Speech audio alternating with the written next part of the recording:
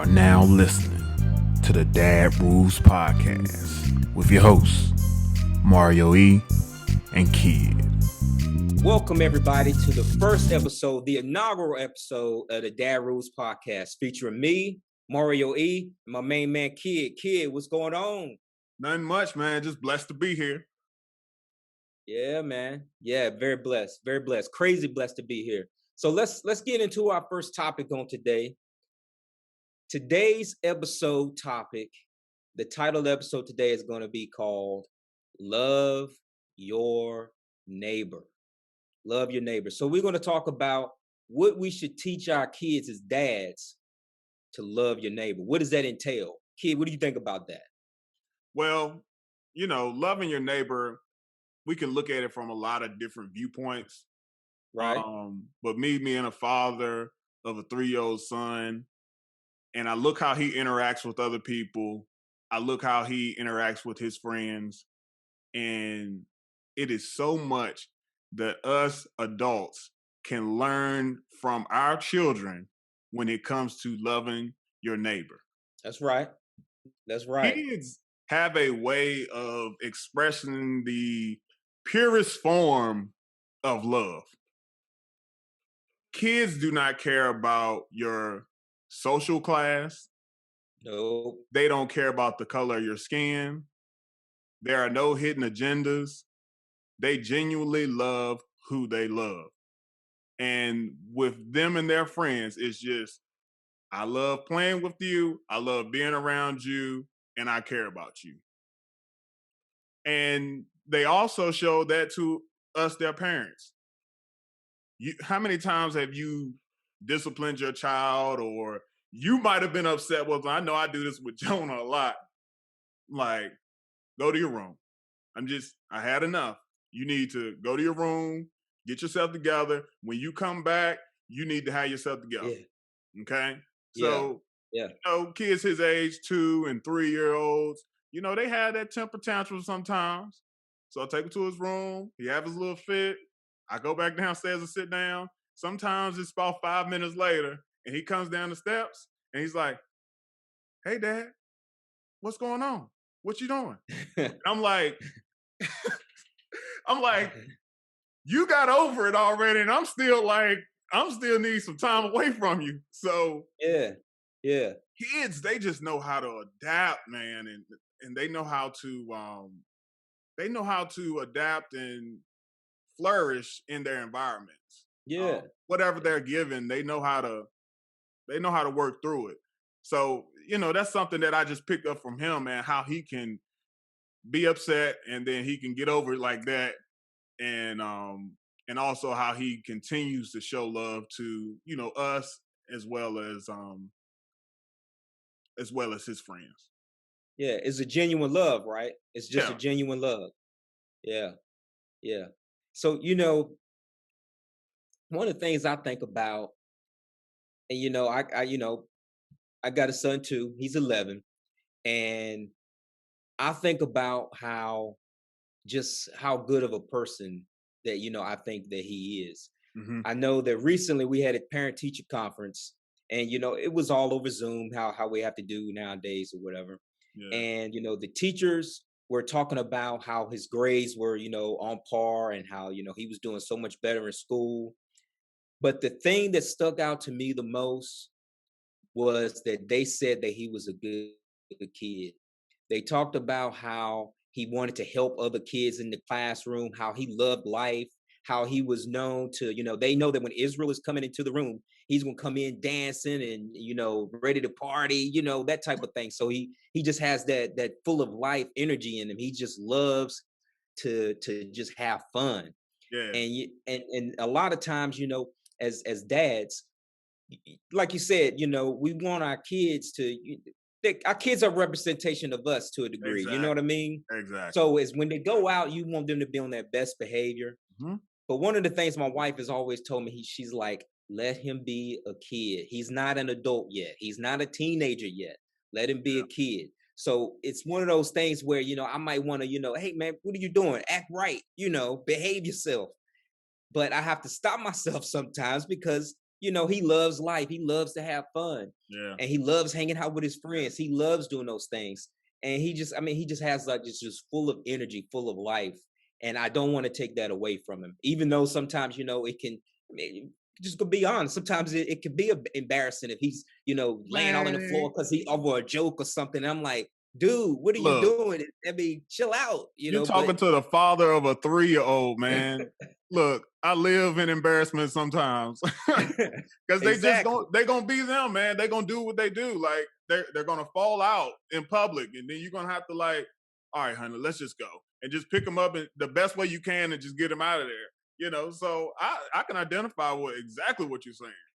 Right, right. And one of the things too, and I've come to this conclusion, kid, and I said that a lot of times as parents, the things that we get embarrassed about our kids about, Yeah, other parents realize it. And it's not like they're not looking at you a lot of times like as if like what do you get control of your kids? Because I've been in the grocery store, I've been in the malls, I've been in plenty of stores, and I've seen kids doing things that my kids have done in the past.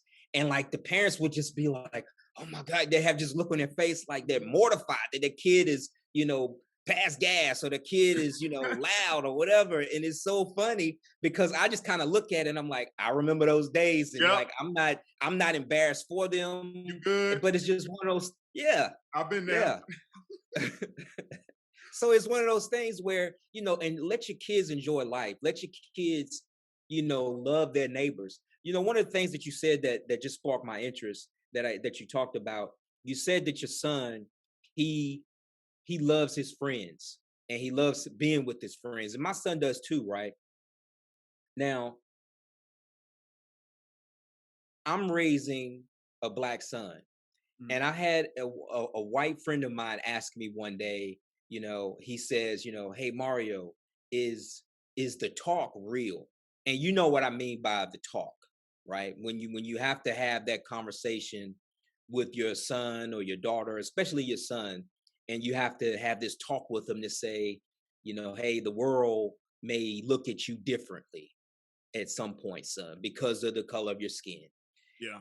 And I told at the time my son was too young. I felt like to really have that kind of talk with him, that sit down kind of talk. But I told him this, and I remember what I told my son. What I told my friend. I said I haven't had that talk with my son at that point in time. I said because my son, his friends are his friends. His friends are Asian. His friends are Yeah. white. His friends are black. His friends are Hispanic. All That's these different races because we interact with various people from various places, parts of the world. And at that time, I didn't want to have to break it to my son that when you grow up and you become this age, people are going to look at you different. I didn't want to do that to my son. I wanted him to just express his love and admiration for his friends versus taking the blinders off, if you will. yeah. Some people may disagree with that. Feel free to let me know in the comments That's and all fine. that stuff below if you did it differently, and tell us what worked for you. But I know what worked for me was I didn't do that at a younger age with my son. I wanted him to learn to love everybody because inherently I think that's what kids do. I think it's something that we definitely need to talk to our kids about, making sure that Absolutely.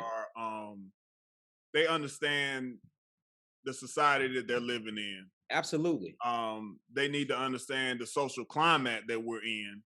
The things that have been protested about Black Lives Matter, and the things that we have seen with police brutality. I think we need to make our kids aware. Um, we need to, I mean, help them to make the best decisions that they can possibly. But it's a lot of information that we have to tell our kids, and it's a lot of prayer that has to go up to keep our kids safe and Absolutely. for them to make the right decisions. Because a lot of things that we see on the news and stuff, our kids are no better than that. Our kids could fall victim to anything that we have seen on the news, any brutalities or anything like that. It could come to your doorstep. So I feel like education is key, with letting our kids know the social climate, um, and that's what fathers do. We protect, and if we can advise our kids in any way to make their life better or easier, I think it's our job to do that. Now, you made a great point. You were talking about how Izzy, you know, has his grades and stuff on par, um, and that's good.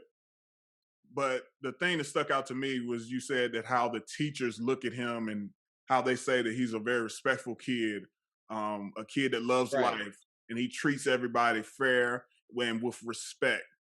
And it brings my mind back to when I was a kid and I was going through grade school, and I used to do my work. I did my work, but can I say Hmm. that I put forth my best efforts all the time? I didn't. And I was always a kid that wanted to be on the honor roll. You know, Okay. I would work really hard trying to get on the honor roll, but sometimes it just wouldn't happen. My mind would wander.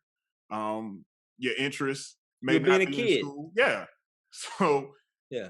I remember, having a conversation with my mom, and I was frustrated about not making the honor roll. And my mom told me, she said, "Did you do your best?" And I said, "Yes, I did my best." And she said that's the only thing that matters. And then she went on to say that yes, if you can be on honor roll, I would love for you to be on honor roll.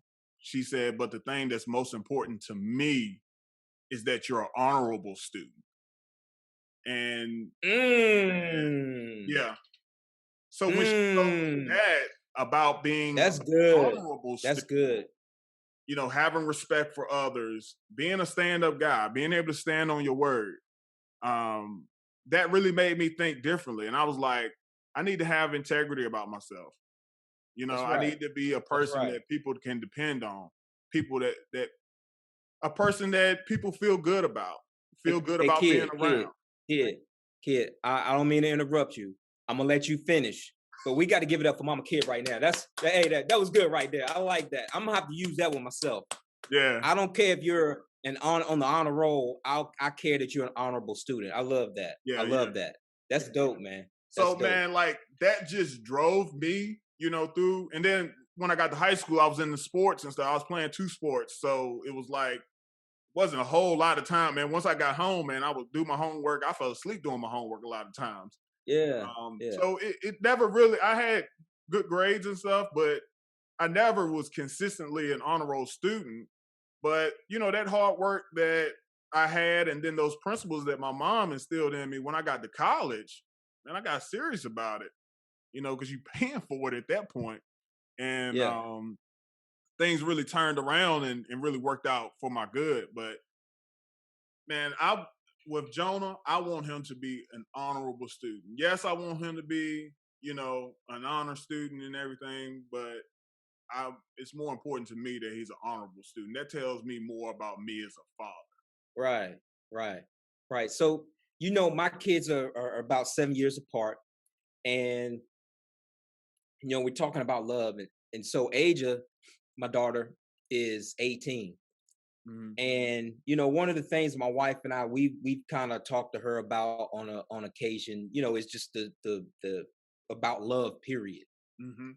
And I want to say this may be unpopular, okay? This may be an unpopular opinion, but I'm gonna go ahead and say it, right? All these people who run around here and they think that love is the butterflies that you feel in your stomach, or So, when the endorphins get to running off in your mind, and this, that, and the third. uh-huh. Let me tell you something.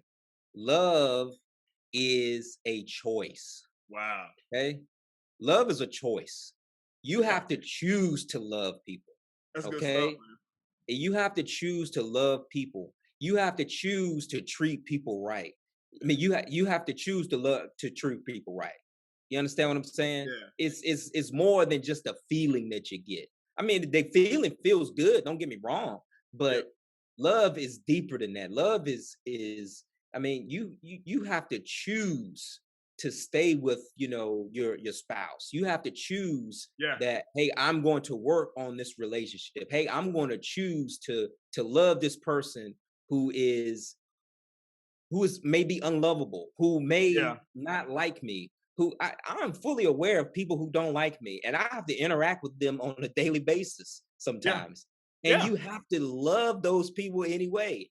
Yeah. And you have to teach your kids how to do that, because if you want them to grow up to be, upstanding citizens in the community and all these different things, you have to get them to choose to love. Love is more than just this feeling that you get of butterflies. Yeah. It's a choice. You Yeah. understand what I mean? Yeah, I understand. So pretty much what you're saying is like you take a person that you know can't stand you, you know they don't like you, and you see them coming your way, and you decide to open up the door for them. That's a choice. That's right.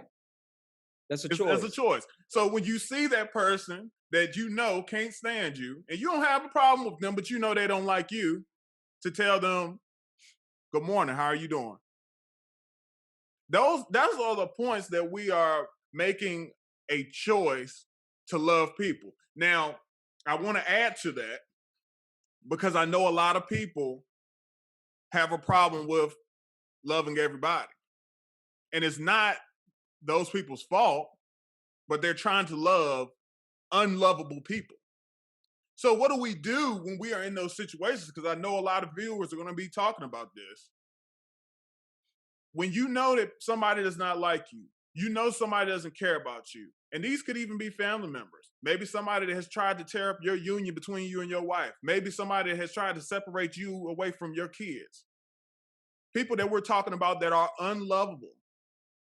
But you still got to love them because of the situations that you're in. How do we fix that? How do we handle those type of situations? How do you handle those type of I situations? mean, to me, you have to take the high road. Hmm. And don't get me wrong, bro, I'm not trying to sit here and act like holier than thou that I got it all together, that I'm so perfect. I know I'm that's not right. saying that. What I am saying is you have to take the high road, because somebody is always watching you. And this is the Dad Rules podcast. So we talking about from this perspective of fathers, right? So your kids are watching you. I want to model the behavior for my kids that they see that, hey, dad took the high road. Dad could have resorted to violence. Dad could have resorted to hating someone. Dad could have resorted to uh doing something bad. But no, he took the road of love.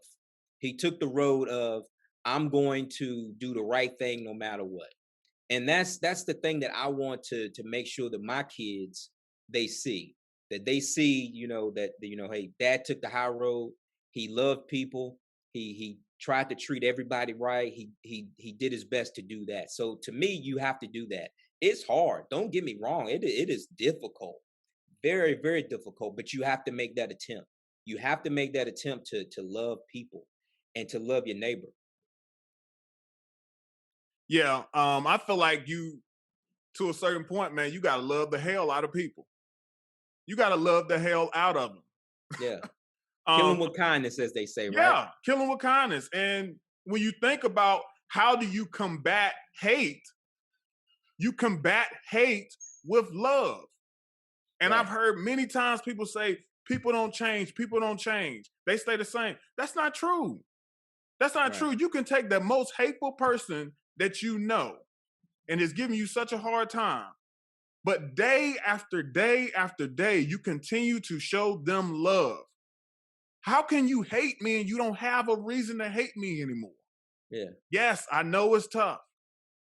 No, it's not going to happen overnight. No. But I've seen people in my life that was a thorn in my side. And I loved them and I treated them right. And now I can honestly and truthfully say that they are an asset in my life at this point. Yeah. Because you took the time to love them. And Yes. it sounds to me like you took the time to do the right thing, to love them, and you were consistent with their love. And Yes. they had to see your behaviors, correct? Yeah. So it's the same thing with our kids. We have to show our kids and teach them the same way. We have to. And We I have feel to. like, you know, deep down inside, everybody wants to be loved. At Oh the yeah. end of the day, everybody wants to be loved. And sometimes Absolutely. people that have that much hate in them is because they feel like nobody loves them. Right. Hurt people hurt people. That's right. I mean, We've heard that before. yeah, Yeah. yeah. So, Yeah. and you also said love being a choice, and I started thinking about like the love between me and my wife, and how when it first starts out, it's like, man, you got all these butterflies, you love this person, and man, your eating patterns change, and you just you can't be away from them and all that stuff. And then after you get married, Yeah. everybody knows that you start getting used to each other. Things kind of calm down. Um, but the important thing to know about this is that that love evolves. And I don't want anybody to take this the wrong way. I want you to understand exactly what I'm saying is, but like me and my wife's love now has turned into something even better than it was before. Like, Yeah. that's my A1. She got my Yeah. back. I got her back. It's me and her against the world. You Yeah. know, if our backs against the wall, me and her coming out swinging. You know? Right. So it's love. You can look at love as so many different angles, especially from a father's standpoint. We can look at it from so many different angles. Yeah. And your son, he's gonna see that love. And that's the type of love that he's gonna want with his spouse when he grows up. And so it's modeling that behavior, you know. Is So, you showing him the love that you have for his mother, and then you're modeling that same behavior with people that you interact with, and he's seeing you interact with these people who may be unlovable, and you're setting the example is what you're doing. You're setting exactly. the example. And I've seen, And as fathers, that's what we need to do. yeah, As fathers, that's what we need to do. We need to set the tone. We need to go out and lead as we're supposed to do. and I've seen this from my dad. You know, for years and years, I've seen where people may have wronged him, and then he showed them love, didn't change toward them, and it always works out for your benefit. So, with that being said, I feel like that our houses that we live in, our castles, are a place where we are supposed to teach love to our kids. Our kids don't learn love when they go to school. They don't learn love from their friends in the neighborhood. They learn love in the house. That's right. And you're the first teachers. So mom and dad are my first teachers of love. Seeing how they treat each other, that's how I'm going to treat my wife when I get older. So it's hard, and it makes it harder for kids when they can't see that example of love. What is your advice for if you don't see that example for love? How do you find out how to love and what love looks like? Say, repeat that question again, bro. I said, what if you don't have those examples of love at home? How do you learn love and learn what love looks like? You talking about from the standpoint of the kid?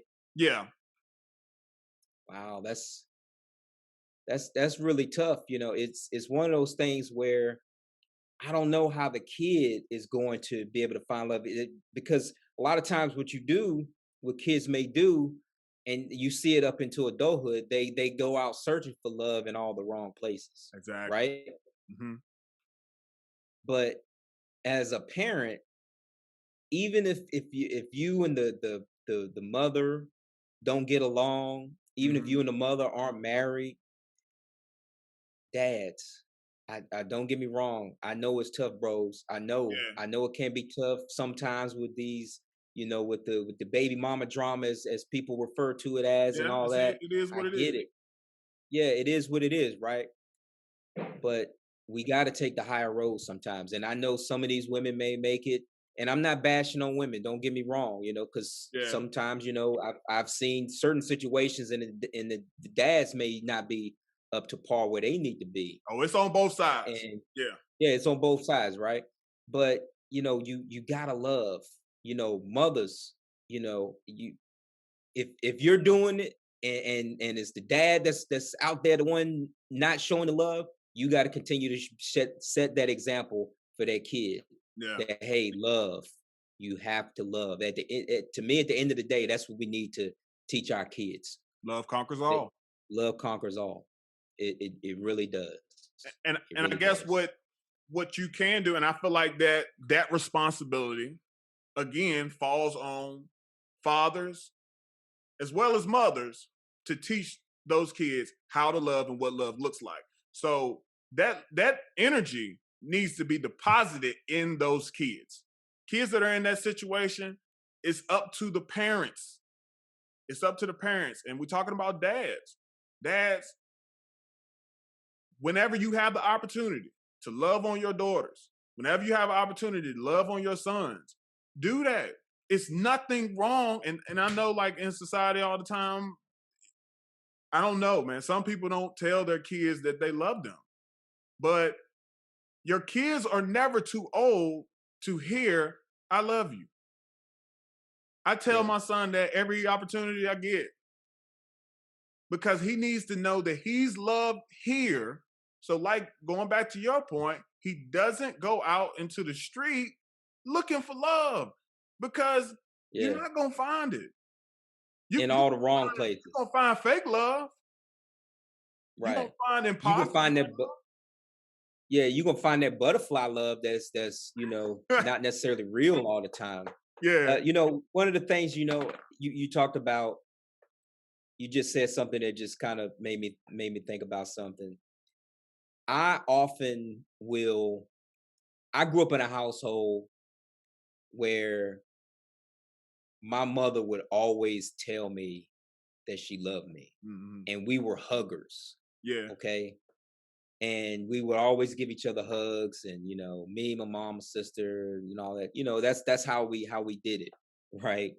And so sometimes as dads, you may get, because it's. I'm gonna say this too. So Yeah. we Be real. sometimes we have like roles Yeah. in the household, Yeah. and oftentimes dads may see it as the mother's job to be the lovey-dovey one, Yeah. and I have to be the one that is, straighten up, Yeah. So Yeah. sometimes that happens, right? Mhm. And so for me, one of the things that I still try to make sure I do with my kids is, give them hugs. Tell them, hey, I'll tell my son, I say, hey, son, you the best son in the whole wide world. I know that's right. I'll go up to him, and that he'll just smile or whatever. He'll be like, "Thanks, Dad." You know, Look, and I then he'll be know like, even "You're though the you best dad don't in the whole clean up wide your world." room like I Yeah, told you to, you still the best. yeah, yeah. Or after I've just got to discipline him, I've told him, "Hey, look, I'm taking the phone away. I'm taking the iPad away," Yeah. and then he gets ready to walk off, and I'm like, "Hey, come here. You the best son in the whole wide world." And then, sometimes depending on how mad he is, he may say it back or he may not. You the best son in the whole wide world. So it's so funny, but I have to Yeah. do that. I have to tell him like, hey, even though I have to do this to show this discipline towards you right now, Yeah. I still love you. Yeah. That's I good still stuff, love you. man. That's good I, stuff. I tell my daughter, hey, Adrian, you the best daughter in the whole wide world.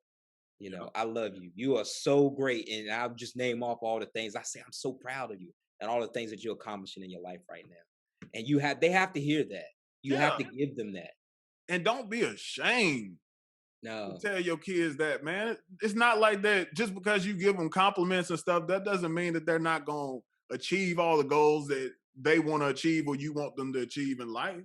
Like, right, that's going to help them more because I got my pop behind me, my dad behind me. So right, right. that's good stuff, man. But I think we get caught into that a lot. Yeah, yeah, yeah, we do. We do.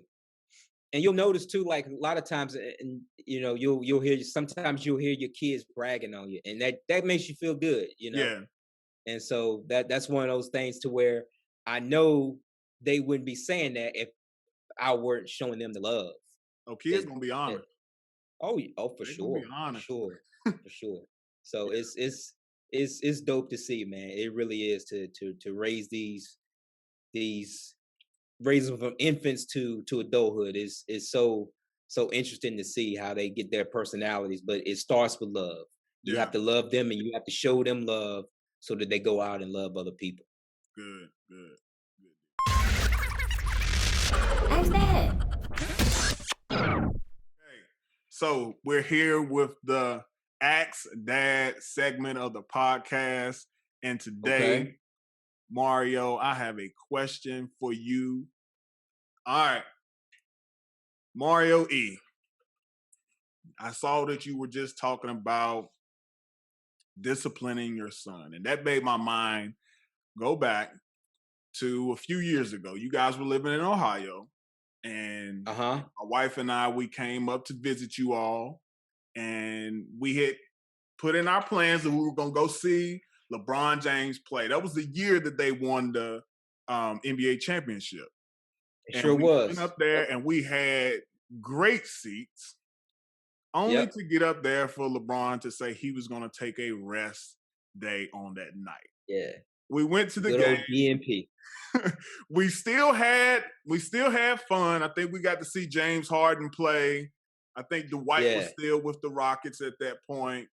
Yeah. And then Kyrie was That there was a and good Kevin game. Love was there. It was a good game. I Oh, mean, that we was a good game. we got a lot of respect for Harden at the end of that game. I mean, he turned it on.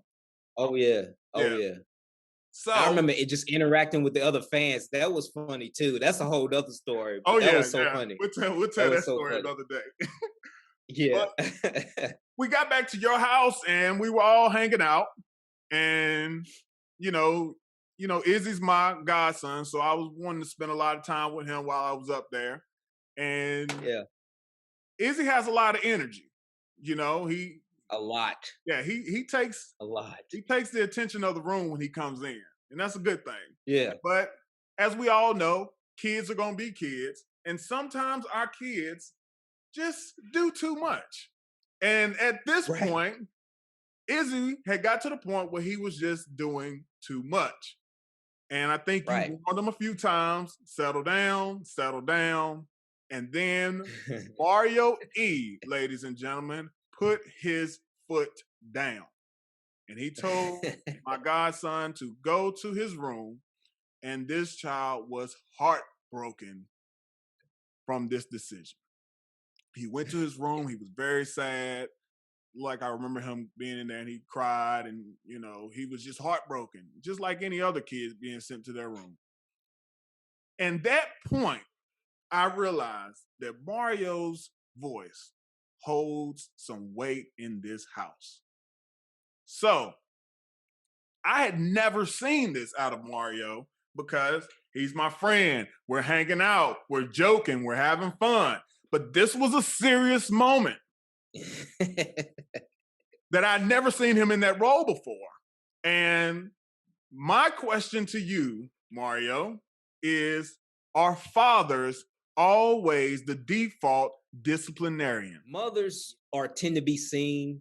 They tend to be seen as the loving one, the comforter, the one that just gonna give all the hugs and things like that. For me, that's what I've seen, right, and what I've experienced. I know for me in my household, and for me, yes, I feel like I have to be the bad guy a lot of times. I've told my wife plenty of times. I'm Yeah. like, look, why do you always get to be the good guy? Why is it they always get to come to mama to do all the fun stuff, but when Mm-hmm. it's time to do the discipline, wait till your daddy get home, or I'm gonna tell your Uh-huh. daddy. And it's just like, come on, you making me be Yeah. the bad guy. I like to love sometimes too. I You like to know have what I fun. mean? So yeah, for me, that's what I've experienced. I can't speak for everybody else, but for me, 99.99% of the time, yes, I feel like I am the disciplinarian. That doesn't mean that my wife hasn't disciplined or she doesn't. Yeah. That's a whole nother issue because I think sometimes she can be too soft, but that's my opinion. That's between her and I, and Yeah. we've voiced those opinions to each other. But yes, Yeah. I feel like that the dads tend to be the disciplinarian, the default disciplinarian in the household. Yeah. Or well, I guess we could use primary disciplinarian as well. Right. And I feel the same way. And that's why I really wanted to pose this question so we could get some of the viewers to take this and leave their comments and see how they feel about it. Because to me, it's hands down.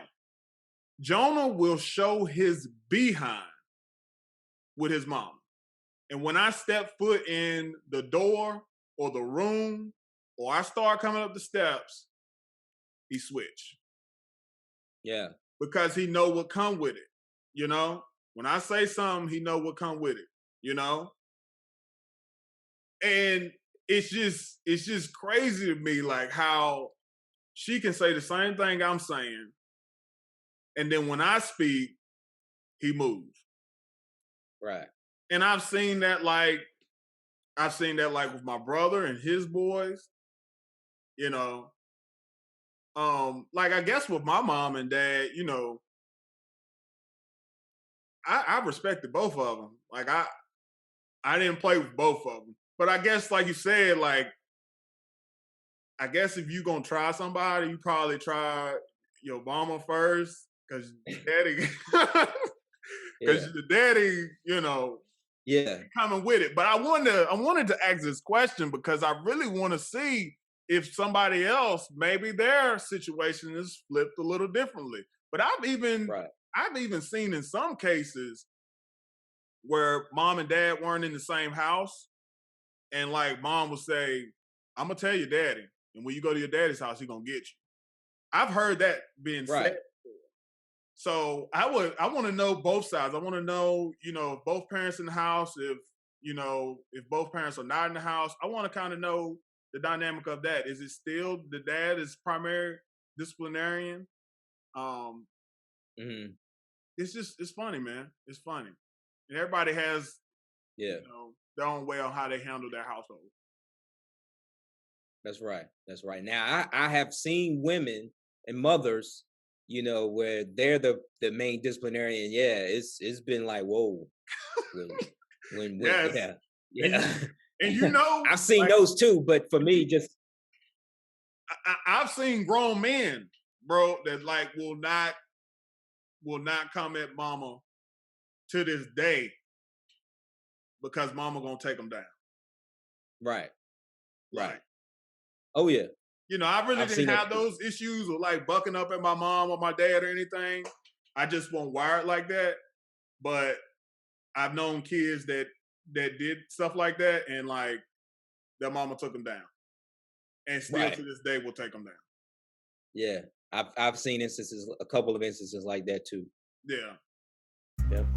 Thank you for listening to the Dad Rules Podcast with your hosts, Mario E. and Kid. Don't forget to like, comment, and subscribe to our YouTube channel. Also, follow and like us on Facebook and Instagram. You can find our podcast on Spotify, Apple Podcasts, Google Podcasts, Podcast Addict, Breaker, and Player FM. Till next time.